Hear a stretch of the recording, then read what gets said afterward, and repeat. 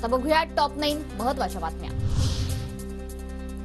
पुण्यात येत्या 27 तारखेला मनसेचा महामेळावा।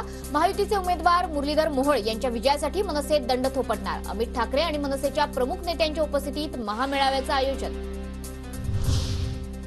निवडणुकीच्या काळात देशात 9 लाख हंगामी नोकऱ्या, उद्योग क्षेत्रातील तज्ज्ञांची माहिती।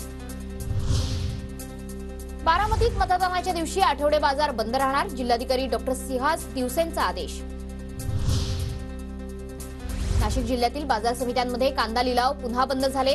हमाली तोलाई कपातीवरून माथाडी कामगार आक्रमक झाल्यानं कांदा लिलावावर परिणाम। कोल्हापूर, सातारा, पुणे, नांदेडमध्ये हलक्या पावसाची शक्यता, तर तापमानात घट झाल्यानं मुंबईकरांना दिलासा।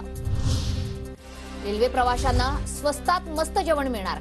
नाश्ता 20 रुपयांमध्ये तर जेवण 50 रुपयात मिळणार। राज्यात 21 जिल्ह्यांच्या तलाठ्यांमध्ये नियुक्त्या। रायगड जिल्ह्यात सर्वाधिक तलाठ्यांच्या नियुक्त्या। ठाण्यात उद्या सकाळी 9 वाजेपासून शुक्रवारी सकाळी 9 वाजेपर्यंत पाणीपुरवठा बंद। मुख्य पाईपलाईनच्या दुरुस्तीसाठी उद्या पाणीपुरवठा बंद राहणार। 12 वर्षांपर्यंतच्या मुलांना पालकांसोबत विमानात सीट द्या। नागरिक विमान वाहतूक महासंचालनाचे विमान कंपन्यांना आदेश।